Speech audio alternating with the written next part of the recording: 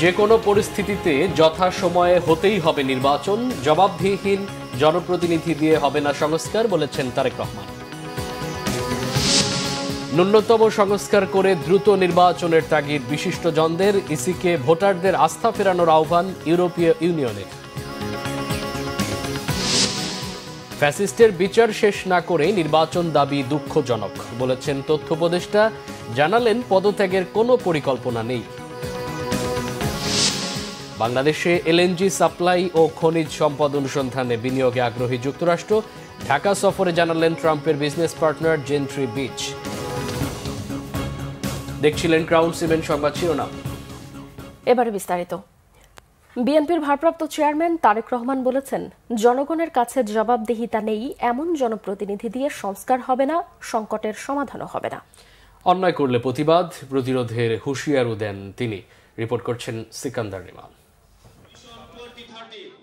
কুষ্টিয়া, মাগুরা ও চুয়াডাঙ্গা জেলায় এবার বিএনপির রাষ্ট্র কাঠামো মেরামতের 31 দফা প্রশিক্ষণ কর্মশালা হয়েছে। জনসম্পৃক্ততা বাড়ানোর কথা বলেন বিএনপির ভারপ্রাপ্ত চেয়ারম্যান তারেক রহমান। ভার্চুয়াল বক্তব্যে তিনি বলেন, জবাবদিহিতার জন্যই প্রয়োজন নির্বাচিত জনপ্রতিনিধি। 35 বছরের রাজনীতিতে আমার একটি অভিজ্ঞতা হয়েছে, সেই অভিজ্ঞতাটাই আপনাদের সামনে আমি তুলে ধরতে চাই। আমি মনে করি বিগত 15-16 বছর ধরে আমি বাধ্য হয়ে বিদেশে আছি, এই দেশে আছি।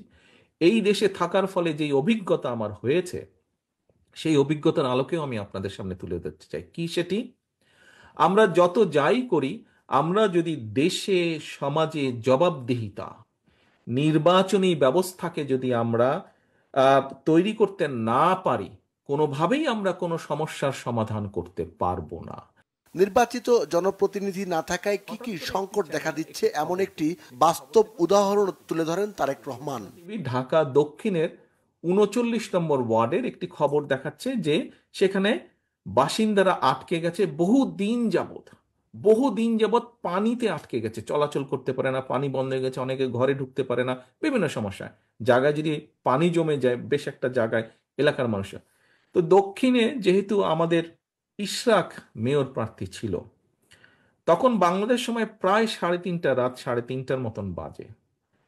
আমি তার মধ্যে ইশরাককে ফোন দিলাম, কারণ সকালবেলা যদি আমি আবার ভুলে যাই, ইশরাককে আমি ফোন দিলাম। আমি বললাম যে, ইশরাক, এরকম একটা নিউজ দেখলাম, তো তুমি কালকে একটু যাও, যে বিষয়টা দেখো কি করা যায়, সমস্যার সমাধান করা যায়। ইশরাক পরের দিন গিয়েছে। এখন সহকর্মীবৃন্দ, এই ঘটনাটি বলার একটি লক্ষ্য বা উদ্দেশ্য আছে। দেখুন, এই মুহূর্তে আমরা জানি যে ঢাকা শহরে বা যেখানেই হোক, যদি প্রকৃত জনপ্রতিনিধি থাকতো, প্রকৃত ওয়ার্ড কমিশনার থাকতো, প্রকৃত মেয়র থাকতো, যারা আসলেই জনগণের ভোটে নির্বাচিত, তাহলে আমাকে কিন্তু ফোন করার দরকার হতো না। অত্যাচার করলে প্রতিবাদ ও প্রতিরোধের হুঁশিয়ারি দেন বিএনপির ভারপ্রাপ্ত চেয়ারম্যান। আমরা যতই সংস্কারের কথা বলি, আমরা যাই বলি না কেন, সমস্যার সমাধান করতে হবে তাদেরকে দিয়ে, যাদের জবাবদিহিতা থাকবে জনগণের কাছে।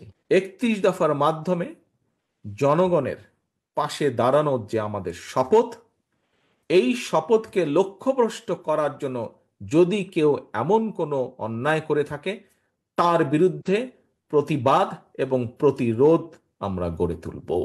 তারেক রহমান আরো বলেন, জনগণের ইচ্ছার প্রতিফলন ঘটাতে হলে জনগণের রাজনৈতিক অধিকার প্রতিষ্ঠা করা জরুরি। আপনারা স্বাস্থ্য নিয়ে আলাপ। সিকান্দার রেমান, বাংলা ভিশন, ঢাকা। যতটুকু সম্ভব প্রয়োজনীয় সংস্কার করে অন্তর্বর্তী সরকারকে দ্রুত নির্বাচনের তাগিদ দিয়েছেন বিশিষ্টজনরা।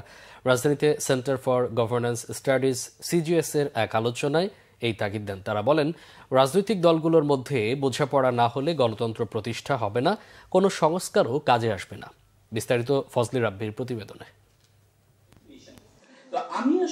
Bangladesh institute of international and strategic studies মিলনায়তনে সকালে সিজিএস এর উদ্যোগে গণতান্ত্রিক পুনর্গঠনের জন্য সংলাপ শীর্ষক আলোচনায় অংশ নেন রাজনীতিবিদ, অর্থনীতিবিদ সহ বিভিন্ন সেক্টরের বিশিষ্টজনেরা। গেল 6 মাসে সরকারের কর্মতৎপরতায় বাস্তবসম্মত পরিবর্তন দৃশ্যমান নয় বলে অভিমত দেন বক্তারা। রাজনৈতিক দলগুলোর মধ্যে বোঝাপড়ার তাগিদ তাদের।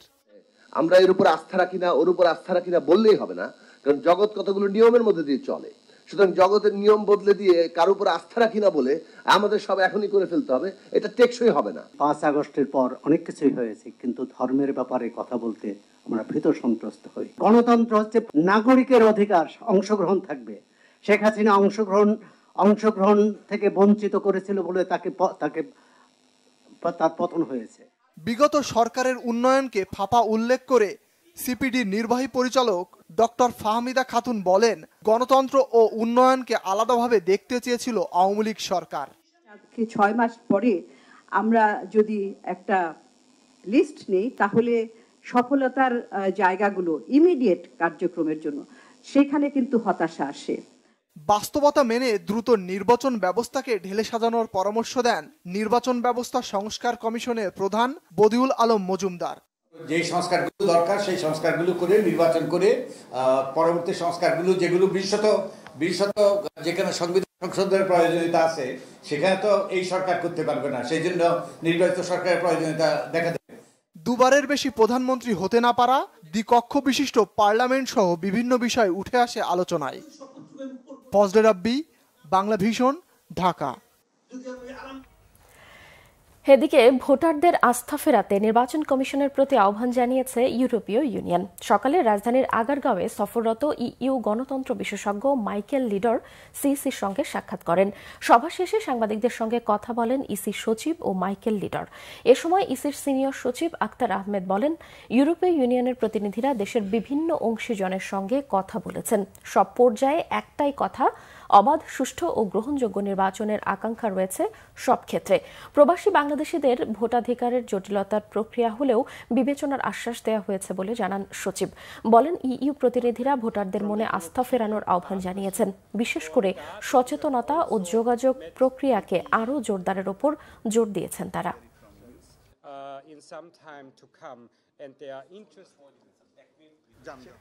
জাতীয় সংসদ নির্বাচনে সংসদীয় এলাকার সীমানা নির্ধারণের ক্ষেত্রে শুধু জনসংখ্যা নয়, ভোটার, ভৌগোলিক আয়তন ও প্রশাসনিক সুযোগ সুবিধাকে প্রাধান্য দেওয়া হয়েছে জানিয়েছেন নির্বাচন কমিশনার অবসরপ্রাপ্ত ব্রিগেডিয়ার জেনারেল আবুল ফজল মোহাম্মদ সানাউল্লাহ। বলেন, প্রবাসীদের ভোটার হিসেবে নিবন্ধনের জন্য পাসপোর্ট ও জন্ম নিবন্ধন বাধ্যতামূলক করা হয়েছে।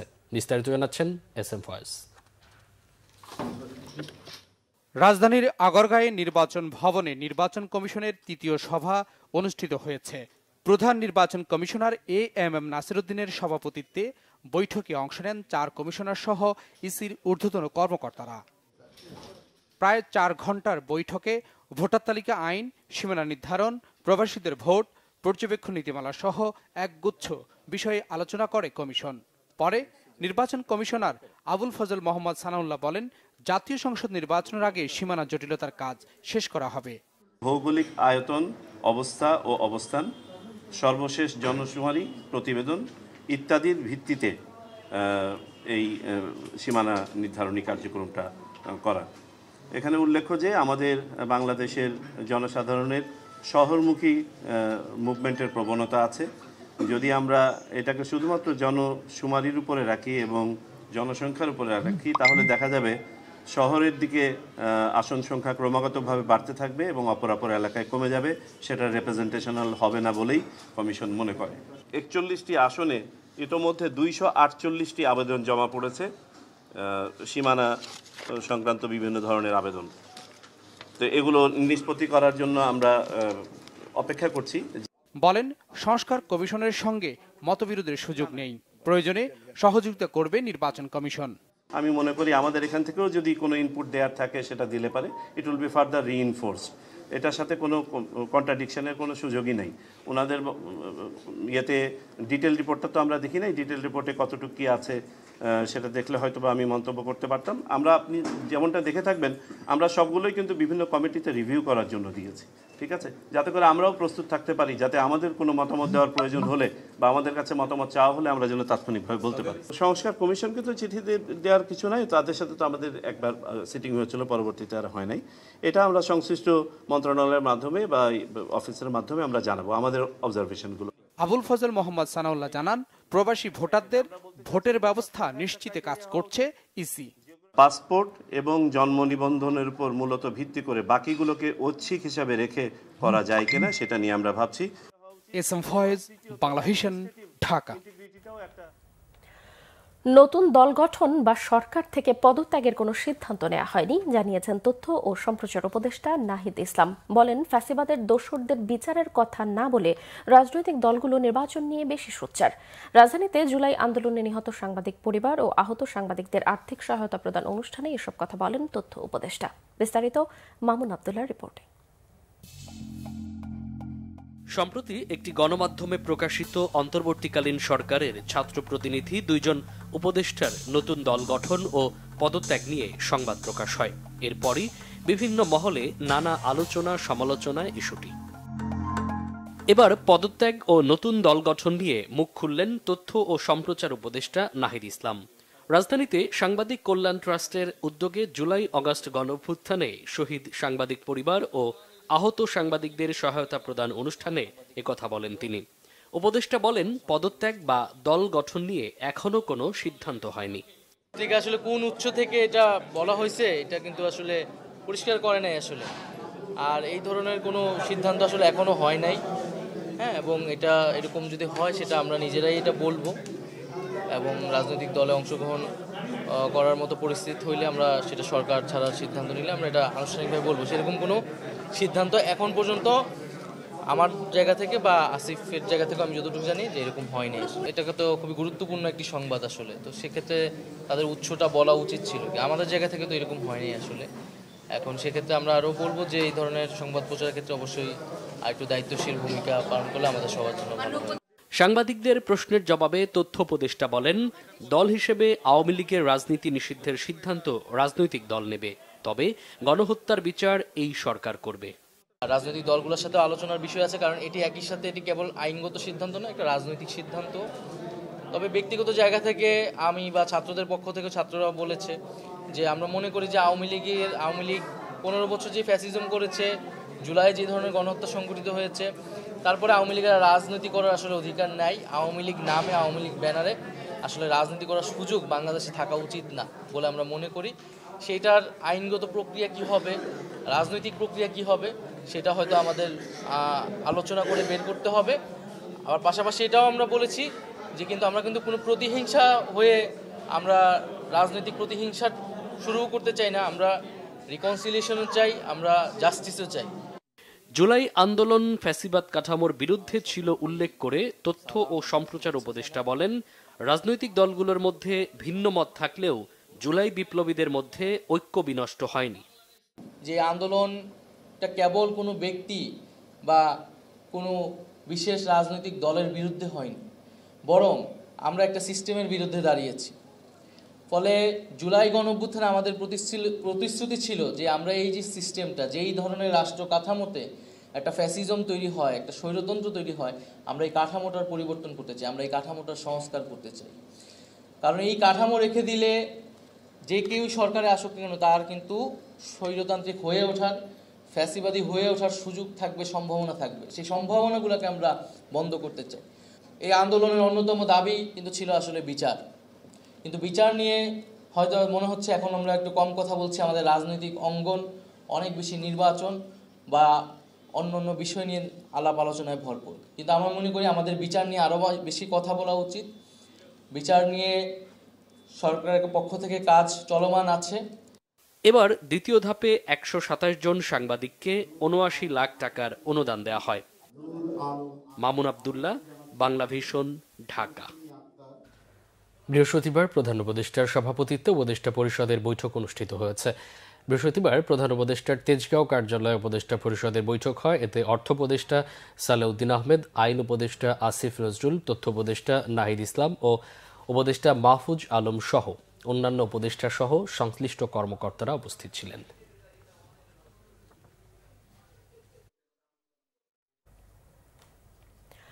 অন্তর্বর্তীকালীন সরকারের প্রধান উপদেষ্টা অধ্যাপক মোহাম্মদ ইউনুস বলেছেন, পূর্ব পশ্চিম সব দেশের সাথেই বন্ধুত্বপূর্ণ সম্পর্ক চায় বাংলাদেশ। প্রধান উপদেষ্টা বলেন, বাংলাদেশের এখন বাণিজ্য করার সময়। বৃহস্পতিবার সন্ধ্যায় রাষ্ট্রীয় অতিথি ভবন যমুনায় জাপানের নবনিযুক্ত রাষ্ট্রদূত সাইদা সিনিচি দেখা করতে গেলে প্রধান উপদেষ্টা এসব কথা বলেন। প্রধান উপদেষ্টা আরও বলেন, বাংলাদেশ পূর্ব পশ্চিমের সকল দেশের বাজারেই এখন বাণিজ্যিক সুবিধা খুঁজছে। বাণিজ্য বাড়াতে সার্ক ও আসিয়ানের সদস্য রাষ্ট্রগুলোকেও বাংলাদেশ গুরুত্ব দিচ্ছে বলেও জানান ডক্টর ইউনুস।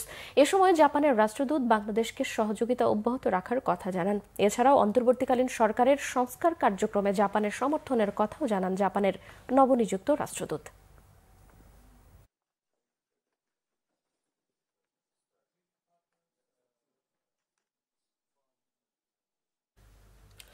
সাম্প্রতিক সময়ে দেশের নারীদের বিভিন্ন বিনোদনমূলক কর্মকাণ্ডে কয়েকটি বাধার ঘটনায় গভীর উদ্বেগ জানিয়েছে অন্তর্বর্তী সরকার। বৃহস্পতিবার প্রধান উপদেষ্টার কার্যালয় থেকে পাঠানো সংবাদ বিজ্ঞপ্তিতে বলা হয়, নারীরা বাংলাদেশের নাগরিক এবং পুরুষদের মতোই সমানভাবে মানবিক ও নাগরিক অধিকার ভোগ করে। অন্তর্বর্তীকালীন সরকার বাংলাদেশি নাগরিকদের পূর্ণ অধিকার নিশ্চিতে যথাসাধ্য চেষ্টা করে যাচ্ছে। কেউ নারীদের অধিকার লঙ্ঘন করার মতো ঘটনায় সম্পৃক্ত হলে বা এই ধরনের বেআইনি বিধিনিষেধ আরোপের সঙ্গে যুক্ত হলে প্রচলিত আইনে যথাযথ ব্যবস্থা নেওয়া হবে। অন্তর্বর্তী সরকার যে কোনো গোষ্ঠীর নাগরিকদের প্রতি বৈষম্য বা নিপীড়নের যে কোনো প্রচেষ্টার বিরুদ্ধে কঠোর ব্যবস্থা নেবে। প্রধান উপদেষ্টার কার্যালয় এরই মধ্যে দিনাজপুর এবং জয়পুরহাট জেলা প্রশাসনকে স্থগিত ফুটবল ম্যাচ পুনরায় চালুর প্রয়োজনীয় পদক্ষেপ নেওয়ার নির্দেশ দিয়েছে। গত এক মাসে প্রফেসর মোহাম্মদ ইউনূসের নেতৃত্বাধীন অন্তর্বর্তীকালীন সরকার দেশের বৃহত্তম যুব উৎসবগুলির মধ্যে একটি আয়োজন করেছে, যার মধ্যে শত শত গ্রামীণ জেলা এবং উপজেলা শহরে অনুষ্ঠিত ক্রীড়া প্রতিযোগিতা, নারী খেলোয়াড়দের জন্য নানা ইভেন্ট অন্তর্ভুক্ত ছিল। প্রফেসর ইউনূস আজীবন নারী অধিকারের পক্ষের একজন। তার প্রতিষ্ঠিত গ্রামীণ ব্যাংকের 90%-এরও বেশি মালিকানা ছিল নারীদের। কওমি উদ্যোক্তা সম্মেলনে নারী সাংবাদিককে ঢুকতে না দেওয়ার দায় নিতে চান না ধর্ম উপদেষ্টা আ.ফ.ম. খালিদ হোসেন। তিনি জানান, আলেমদের মধ্যে কর্মসংস্থান সৃষ্টি হবে এবং আর্থিক সচ্ছলতা ফিরে আসবে, এমন ধারণা নিয়েই সেই সম্মেলনে গিয়েছিলেন তিনি। জানতাম না বা আমার কেউ বলে নাই এখানে নারী সাংবাদিকদের প্রবেশে বাধা দেওয়া হয়েছে, এটা আমাকে কেউ বলেও নাই, আমি এটা শুনিও নাই। এই যে কওমি উদ্যোক্তা তিনি ফাউন্ডার রোকন রাইয়ান, উনি এক সময় সাংবাদিকতা করতেন, ওনার সাথে যোগাযোগ করলাম। উনি একটা লিখিত ওনার স্বাক্ষর করা আজকে সকালে এটা পাঠিয়েছেন, আমি আপনাদের একটা কপি দেব। উনি ওখানে বলছেন, আমাদের জানা মতে অনুষ্ঠান আয়োজন সংশ্লিষ্ট কোনো ব্যক্তি থেকে এরূপ কোনো ঘটনা ঘটেনি। আমাদের অজ্ঞাতে এরূপ কোনো ঘটনা ঘটে থাকলে সেজন্য আমরা আন্তরিকভাবে দুঃখ প্রকাশ করছি। এ ধরনের কোনো ঘটনার দায় কোনোভাবে অনুষ্ঠানের প্রধান অতিথি ধর্ম উপদেষ্টার নয়। ঢাকায় নিযুক্ত যুক্তরাষ্ট্রের chargé d'affaires Tracey Ann জেকবসনের বাসায় প্রাতরাশ বৈঠক করেছেন বিএনপি মহাসচিব মির্জা ফখরুল ইসলাম আলমগীর। সকাল 10টা থেকে 11টায় এই বৈঠক অনুষ্ঠিত হয়। এতে অংশ নেন বিএনপির মহাসচিব মির্জা ফখরুল ইসলাম আলমগীর ছাড়াও দলের স্থায়ী কমিটির সদস্য আমির খসরু মাহমুদ চৌধুরী ও সাংগঠনিক সম্পাদক শামা ওবায়েদ। বৈঠকে দেশের বর্তমান পরিস্থিতি, অর্থনৈতিক অবস্থা ও নির্বাচন নিয়ে বিএনপি কি ভাবছে এসব বিষয়ে বিএনপির কাছে জানতে চেয়েছেন যুক্তরাষ্ট্রের চার্চ দ্য অ্যাফেয়ার্স। বিএনপির সাথে বৈঠক করেছেন ইউরোপীয় ইউনিয়ন পার্টনারশিপ ফর ডেমোক্রেসি। বিকেলে গুলশানে বিএনপি চেয়ারপারসনের কার্যালয়ে বাংলাদেশ জাতীয়তাবাদী দল বিএনপির সাথে বৈঠক করেন ইউরোপিয়ান পার্টনারশিপ ফর ডেমোক্রেসি এর মাইকেল লিডাওয়ার ও মিসেস ম্যাট ব্যাকেন সহ 3 সদস্যের প্রতিনিধি। এ সময় বিএনপির মহাসচিব মির্জা ফখরুল ইসলাম আলমগীর, দলের জাতীয় স্থায়ী কমিটি ও আন্তর্জাতিক বিষয়ক কমিটির সদস্য আমির খসরু মাহমুদ চৌধুরী উপস্থিত ছিলেন। বৈঠকে আগামী জাতীয় নির্বাচন এবং ইউরোপীয় দেশগুলোর সাথে ব্যবসা বাণিজ্য ও সম্পর্ক জোরদারের আলোচনা হয়। বিএনপির সিনিয়র যুগ্ম মহাসচিব রুহুল কবির রিজভী বলেছেন, আবারও ফিরে আসার স্বপ্ন দেখছে শেখ হাসিনার দোসররা। সরকারের ঢিলেঢালা মনোভাবের কারণে এই পরিস্থিতি বলে অভিযোগ করেন তিনি। বিএনপির ভারপ্রাপ্ত চেয়ারম্যান তারেক রহমানের নির্দেশে প্রতিবন্ধী রিকশা চালক মামুনের জন্য আমরা বিএনপি পরিবারের পক্ষ থেকে আর্থিক সহায়তা অনুষ্ঠানে রুহুল কবির রিজভী এসব কথা বলেন। নয়াপল্টন বিএনপির কেন্দ্রীয় কার্যালয়ের সামনে আয়োজিত অনুষ্ঠানে রিজভী বলেন, যারা ছাত্র জনতাকে নির্বিচারে গুলি চালিয়ে হত্যা করেছে তাদের গ্রেফতার করা হচ্ছে না। বিভিন্ন জায়গায় মামলায় বিএনপি নেতাকর্মীদের নাম দিচ্ছে। রাষ্ট্রবাদী হয়ে কেন ছাত্র জনতার হত্যাকারীদের বিরুদ্ধে ব্যবস্থা নিচ্ছে না, এমন প্রশ্ন তোলেন বিএনপির এই নেতা। পুতুল জয়ের প্রতিষ্ঠান, সূচনা ফাউন্ডেশন, বিনিময় প্রতিষ্ঠান এসবের বিরুদ্ধে কেন ব্যবস্থা নেওয়া হচ্ছে না বলেও প্রশ্ন তোলেন তিনি।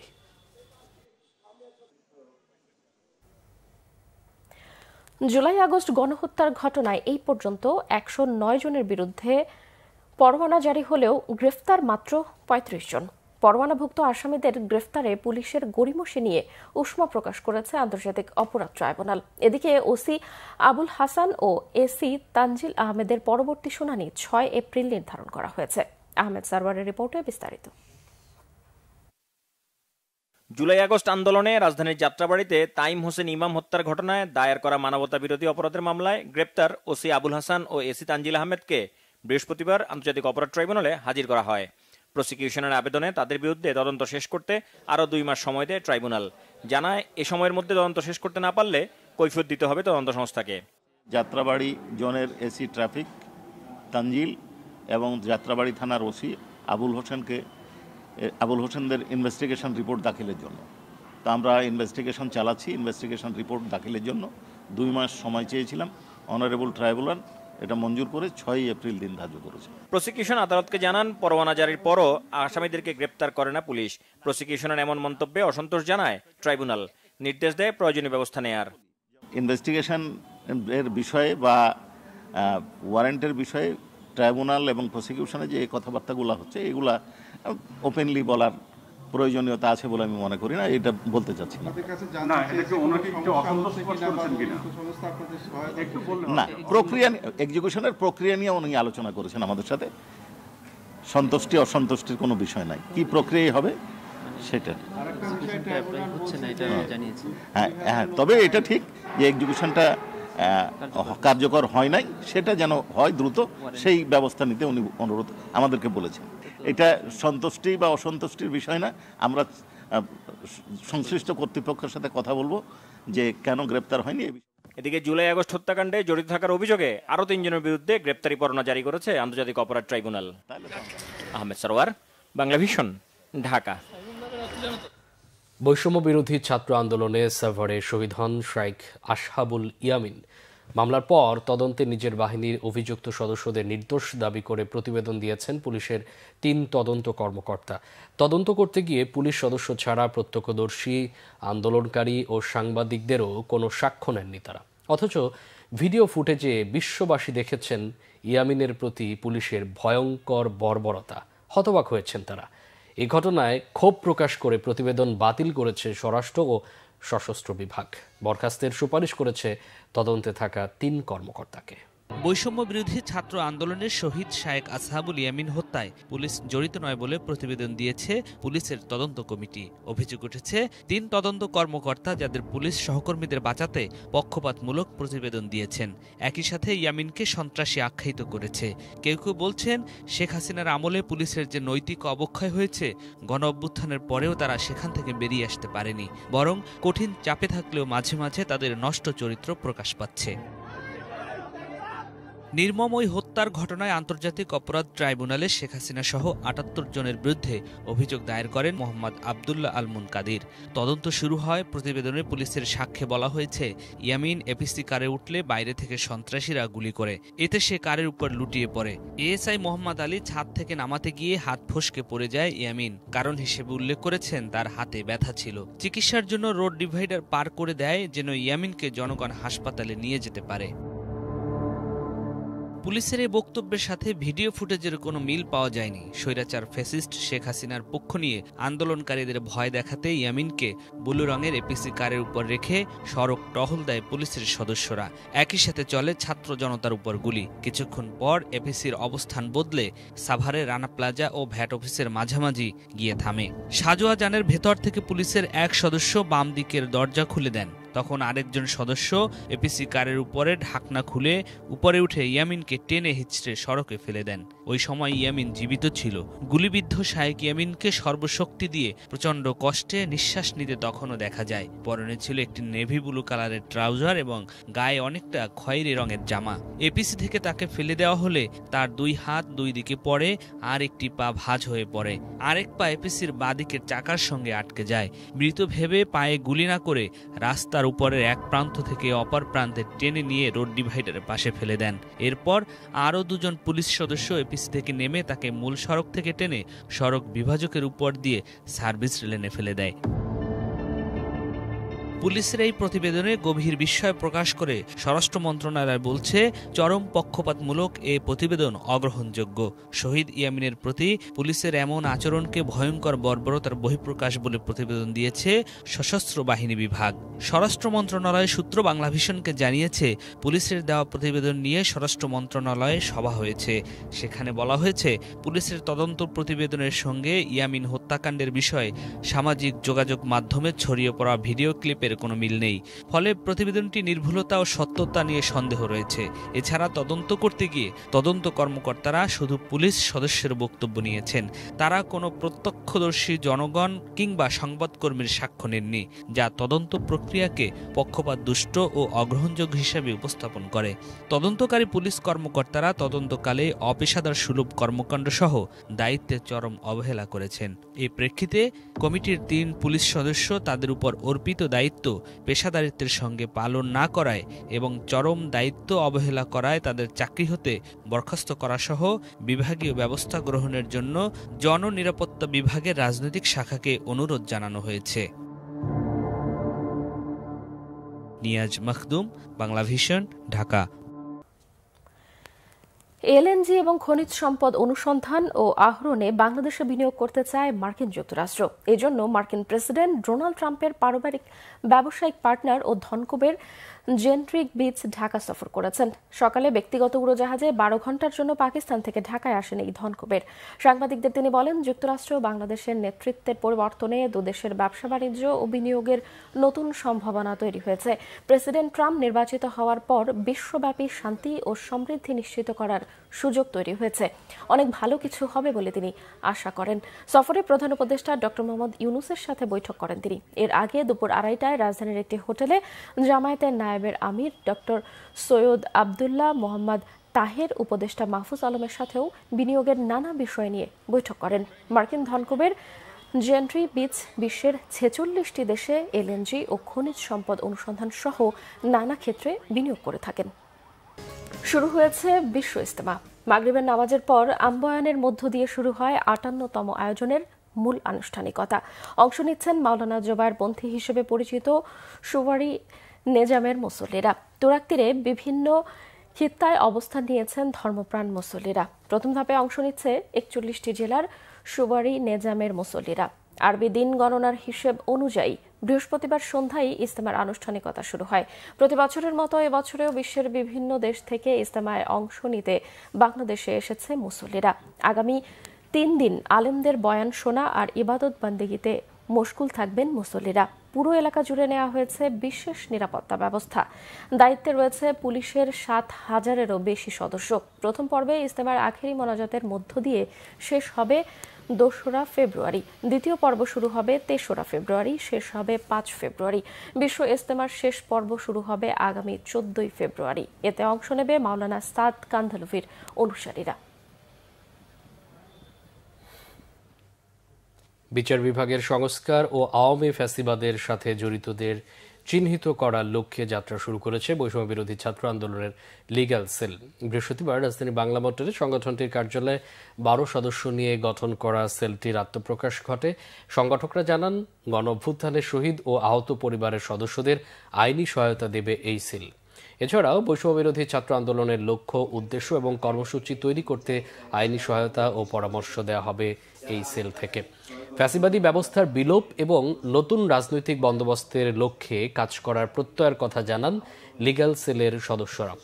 18 জানুয়ারি বৈষম্য বিরোধী ছাত্র আন্দোলনের কেন্দ্রীয় নির্বাহী কমিটি বৈষম্য বিরোধী ছাত্র আন্দোলনের লিগ্যাল সেল গঠন করে।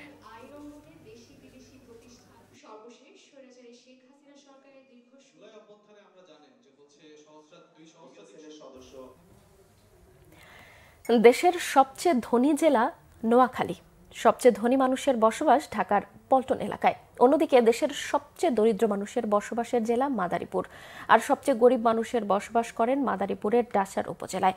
বাংলাদেশের পরিসংখ্যান ব্যুরো BBS প্রকাশিত বাংলাদেশের দারিদ্র্য মানচিত্র 2022-এ এই তথ্য উঠে এসেছে।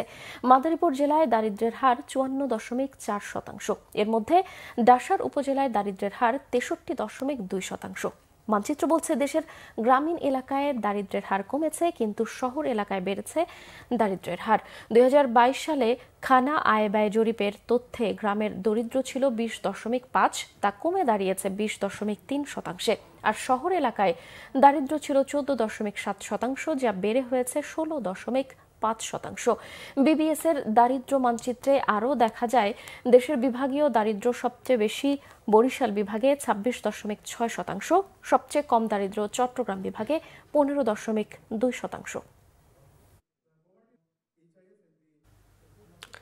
তিতুমীর কলেজকে বিশ্ববিদ্যালয় করা সহ 7 দফা দাবিতে আবারও সড়ক অবরোধ করে অনশন করেছেন শিক্ষার্থীরা। এতে মহাখালী গুলশান সড়কে যান চলাচল বন্ধ হয়ে যায়। তীব্র ভোগান্তিতে পড়েন চালক ও যাত্রীরা। দাবি মানা না হলে সড়ক ছাড়বে না বলে জানায় শিক্ষার্থীরা। তাইমুর রশিদের রিপোর্ট। 48 ঘন্টার আলটিমেটাম শেষে বুধবার বিকেল থেকে স্বতন্ত্র বিশ্ববিদ্যালয়ের দাবিতে কলেজের মূল ফটকের সামনে আমরণ অনশনে বসে তিতুমীর কলেজের কয়েকজন শিক্ষার্থী। প্রায় 19 ঘন্টা পার হয়ে গেলেও দাবি আদায়ের উদ্যোগ না নেয় বৃহস্পতিবার সকাল 11:30টার দিকে কলেজের সামনের মহাখালী গুলশান সড়ক অবরোধ করে শিক্ষার্থীরা। আমরণ অনশন রূপ নেয় অবরোধ আর বিক্ষোভে। এ সময় তিতুমীর কলেজকে স্বতন্ত্র বিশ্ববিদ্যালয়ের স্বীকৃতি দিয়ে একাডেমিক ক্যালেন্ডার প্রকাশ সহ 7 দফা দাবি জানান শিক্ষার্থীরা। যতক্ষণ পর্যন্ত আমাদের দাবি আদায় হচ্ছে আমরা ততক্ষণ পর্যন্ত রাজপথ ছাড়বো না। আমাদের আজকের যে দাবি আমাদের কিন্তু সম্পূর্ণ যৌক্তিক দাবি, তিতুমীর ভার্সিটির দাবি। আমাদের এই ক্যাম্পাসকে রাষ্ট্রীয় স্বীকৃতি দিতে হবে।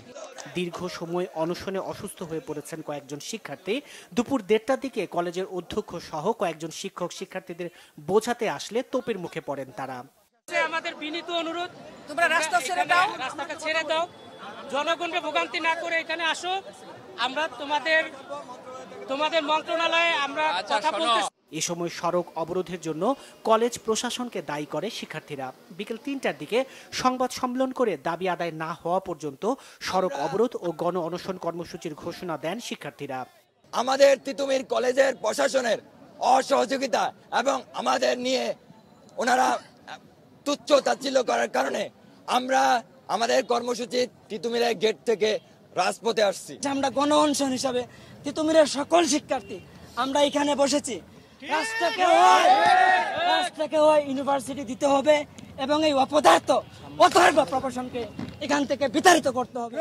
এদিকে অবরোধের কারণে মহাখালী গুলশান সড়কে যান চলাচল বন্ধ হয়ে যাওয়ায় তৈরি হয় তীব্র যানজট। এতে চরম ভোগান্তিতে পড়েন চলাচলকারীরা। ডকুমেন্টগুলো নিয়ে বের হয়েছে ব্যাংকের, স্টুডেন্টদের, এগুলো নিয়ে তারাও ভোগান্তির মধ্যে আছে। আমি এখন স্কুলে যাবো, স্কুলে যেতে পারছি না, ওপর থেকে দাঁড়িয়ে রয়েছে আমার জন্য, কিন্তু অনেকক্ষণ ধরে এইভাবে দাঁড়িয়ে আছে। মালিক ইনকাম করো আর কখন নিজে বেতন পাবো, আজকে কোনো বেতন মতন পাবো না, কোনো কিছুই পাবো না। আজ যাইতে পারতেছি না, আমাদের আজকে রিজিক বন্ধ। এই রিজিকটা কে দিবে? তাইমুর রশিদ, বাংলা ভিশন, ঢাকা। বিশেষ অর্থনৈতিক অঞ্চলে অত্যাধুনিক হোম অ্যাপ্লায়েন্স প্ল্যান্ট চালু করেছে দেশের অন্যতম শিল্প গ্রুপ সিঙ্গার বাংলাদেশ লিমিটেড। বৃহস্পতিবার সকালে নারায়ণগঞ্জের 2500-এর সিঙ্গার বাংলাদেশ লিমিটেডের মূল প্রতিষ্ঠান বেকোর সহযোগিতায় নির্মিত এই প্ল্যান্টটির উদ্বোধন করা হয়। নারায়ণগঞ্জের 2500-এ সিঙ্গারের প্ল্যান্ট ঘুরে এসে রিপোর্ট করছেন নাবিল জাহাঙ্গীর, ছবি তুলেছেন পলাশ তালুকদার। এবার বাংলাদেশেই আন্তর্জাতিক মানের refrigerator, television, washing machine, air conditioner সহ বাড়িতে ব্যবহারের নানা সরঞ্জাম তৈরি করবে সিঙ্গার বাংলাদেশ। তাই তুরস্কের কচ গ্রুপের ফ্ল্যাগশিপ প্রতিষ্ঠান বেকোর সহায়তায় বিশেষ অর্থনৈতিক অঞ্চলে 1,35,000 বর্গমিটার এলাকা জুড়ে সিঙ্গার বাংলাদেশ স্থাপন করেছে বিশেষ উৎপাদন প্ল্যান্ট। 4,000 মানুষের কর্মসংস্থানের পাশাপাশি এখানে কৃত্রিম বুদ্ধিমত্তা ও ইন্টারনেট অব থিংসের মতো অত্যাধুনিক প্রযুক্তি বিকশিত করা হবে। As you all know, Singer has a heritage of 120 years in this country. Bangladesh কেবল একটি বাজারের চেয়ে বেশি কিছু। এটি সুযোগ, উদ্ভাবন ও সম্ভাবনার এক অনন্য দিগন্ত। 2019 সাল থেকে সিঙ্গার বাংলাদেশে আমরা অত্যাধুনিক সুযোগ সুবিধা সহ 146 মিলিয়ন মার্কিন ডলার বিনিয়োগ করেছি।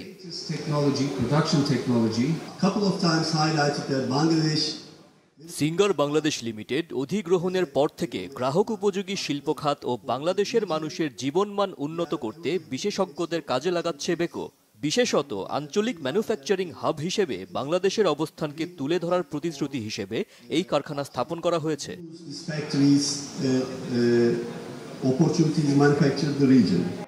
সিঙ্গারের হোম অ্যাপ্লায়েন্স প্লান্টের উদ্বোধনী অনুষ্ঠানে যোগ দিয়ে তুরস্কের রাষ্ট্রদূত রামিজ সেন বলেন, এমন উদ্যোগ বাংলাদেশ ও তুরস্কের মধ্যে দ্বিপাক্ষিক সম্পর্ক উন্নয়নে ভূমিকা রাখবে। আমি বাংলাদেশ ও তুরস্কের কর্মকর্তাদের সাধুবাদ জানাই, যাদের প্রচেষ্টায় এই উদ্যোগ সফল হয়েছে। এটি আমাদের দ্বিপাক্ষিক সম্পর্ক উন্নয়নের পথে বড় মাইলফলক। আমি বাংলাদেশ কর্তৃপক্ষকেও সহায়তার জন্য ধন্যবাদ জানাই।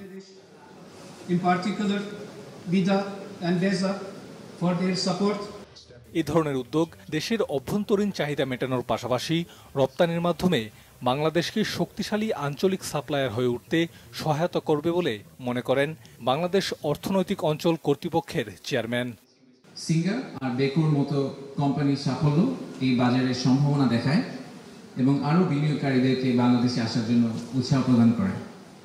আমি আশা করছি এই টেকসই দক্ষ ফ্যাক্টরির বাংলাদেশের সাফল্যের গল্পকে আরও ছড়িয়ে দিবেন এবং বাংলাদেশ সরকার এদেরকে সম্পূর্ণ সাহায্য প্রদান করার চেষ্টা করবে।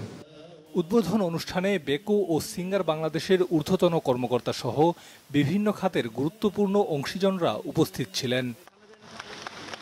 নাবিল জাহাঙ্গীর, বাংলা ভিশন, ঢাকা। আরও কিছু খবর নিয়ে এখন একটি ডেস্ক রিপোর্ট।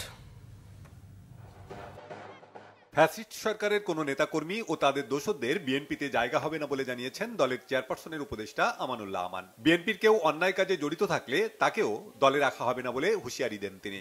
সকালে কেরানীগঞ্জের কলাতিয়া উচ্চ বিদ্যালয়ের বার্ষিক ক্রীড়া প্রতিযোগিতার অনুষ্ঠানে প্রধান অতিথির বক্তব্যে তিনি একথা বলেন। জাতীয়তাবাদী স্বেচ্ছাসেবক দল ঢাকা মহানগর দক্ষিণের ওয়ারী থানার উদ্যোগে কর্মী সভা অনুষ্ঠিত হয়েছে। এতে প্রধান অতিথি ছিলেন স্বেচ্ছাসেবক দলের কেন্দ্রীয় সভাপতি SM জিলানী।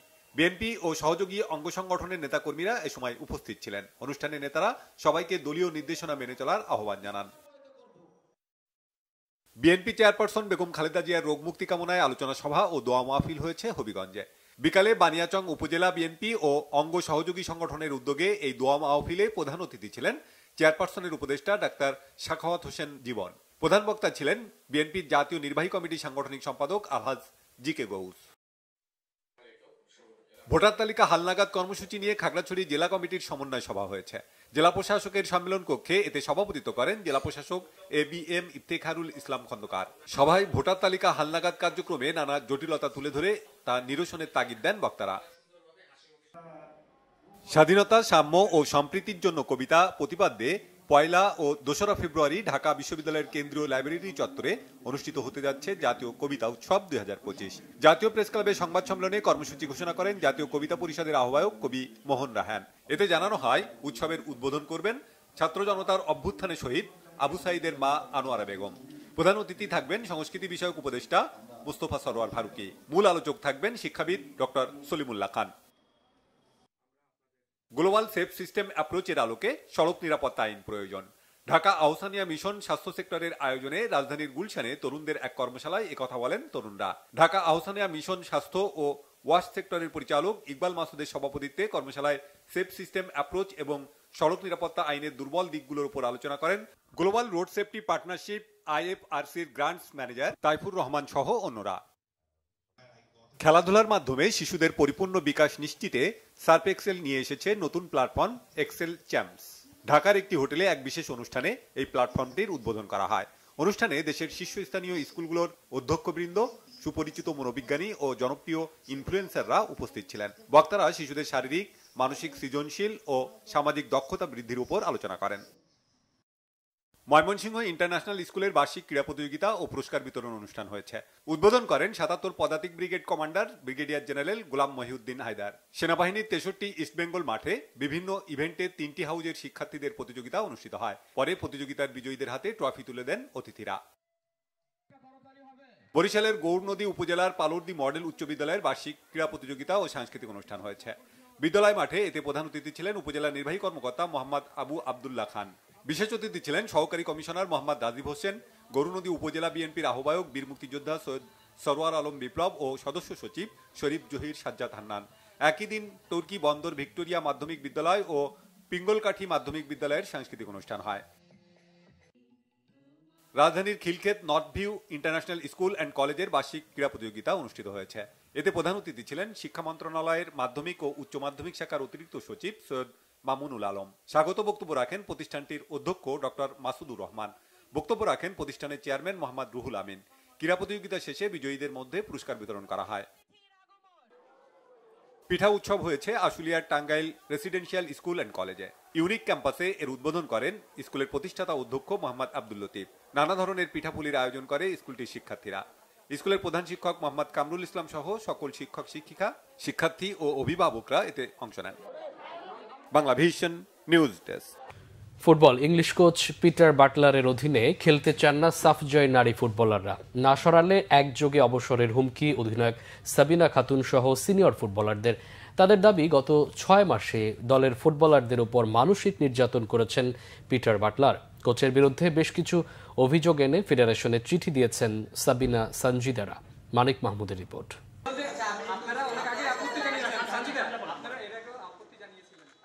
সংবাদ সম্মেলনে কাঁদছেন মাসুরা, সাবিনারা।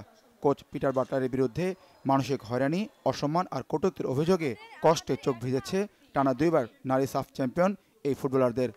আমাদের হচ্ছে মানসিকভাবে আমাদেরকে হ্যারাসমেন্ট করতেছে। তো আমাকে 2 দিন 3 দিন আমার সাথে এরকম হয়েছে। তো আমি যখন সাপে যাব, আমি অনেক মেন্টালি একটা যে চাপে ছিলাম।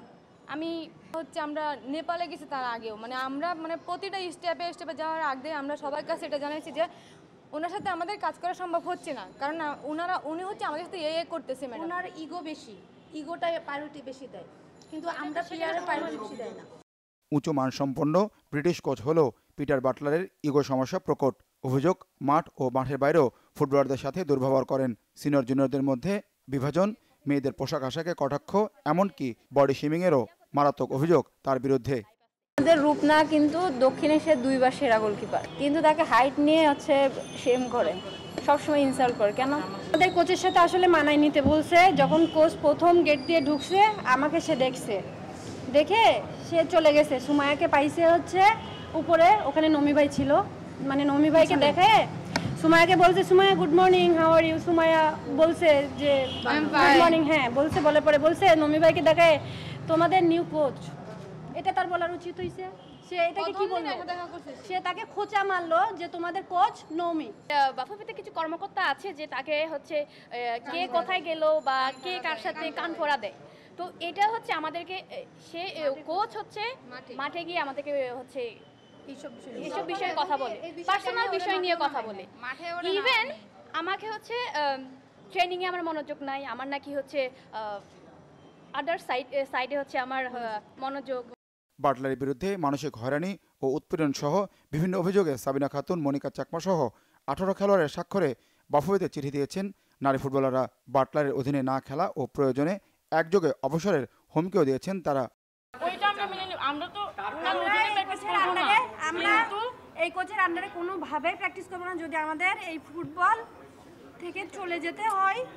এটা আমরা কোচকে সম্মান জানিয়ে, নিজেদের সম্মান নিয়ে এখান থেকে যাব। গত বছর অক্টোবরে নেপালে সাফ চ্যাম্পিয়নশিপে খেলার সময় ব্রিটিশ কোচ পিটার বাটলারের সাথে বাংলাদেশের সিনিয়র নারী ফুটবলারদের দ্বন্দ্বের খবর ছড়িয়ে পড়ে। তবে সাবিনাদের সাফ শিরোপা জয়ে তা চাপা পড়ে যায়। বাফুফে নতুন চুক্তিতে বাটলারকে 2 বছরের জন্য রেখে দেয়। এরপরই প্রকাশ্যে আসে পুরনো দ্বন্দ্ব। কোচকে নিয়ে মেয়েদের বিদ্রোহ চূড়ান্ত রূপ পায় এই সপ্তাহে। গত সোমবার বাটলার ঢাকায় ফিরে মঙ্গলবার টিম মিটিং ডাকলেও মেয়েরা তাতে অংশ নেননি। আমরা এটা চাই একটা সুস্থ সলিউশন, কারণ 2 বার সাফ এসেছে। এটার যদি আপনাদের কাছে মনে হয় যে আসলে খুব ফানি কিছু, যেভাবে ট্রল করা হচ্ছে, তো এটা আসলে আমাদের কাছে স্বপ্ন। তার সাথে যে কন্ট্যাক্ট হয়েছে, তারা কি একবারও ভাবে না যে মেয়েগুলো কেন এই কথাগুলো বলতেছে? আমাদের একটু নিয়ে ভাবা উচিত, তাদের সাথে বসা উচিত যে আসলে তাদের কি সমস্যা। খেলবো আমরা ভাইয়া, যে আঘাত পাই সেই বোঝে যে আঘাতটা কত বড়। নারী ফুটবলে গুরুত্ব দিয়ে প্রায় 10 বছর ধরে বাফুফে ভবনে মেয়েদের ক্যাম্প রেখেছে ফেডারেশন। এজন্য কৃতজ্ঞতা প্রকাশ করেছেন অধিনায়ক সাবিনা খাতুন। কখনো কোনো কোচ নিয়ে তাদের অভিযোগ ছিল না, তবে এবার বাটলারকে নিয়ে সমস্যার কারণে তাদের এই বিদ্রোহ জানান সাবিনা। মানিক মাহমুদ, বাংলা ভিশন, ঢাকা। সংবাদ শেষ করব ক্রাউন 7 শিরোনামগুলো আরেকবার জানিয়ে।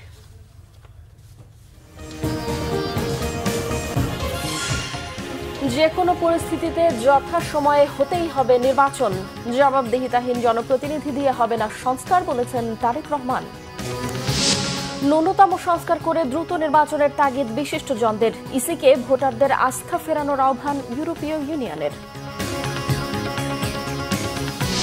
ফ্যাসিস্টের বিচার শেষ না করে নির্বাচন দাবি দুঃখজনক, বলেছেন তথ্য উপদেষ্টা। জানালেন পদত্যাগের কোনো পরিকল্পনা নেই। বাংলাদেশে এলএনজি সাপ্লাই ও খনিজ সম্পদ অনুসন্ধানে বিনিয়োগে আগ্রহী যুক্তরাষ্ট্র।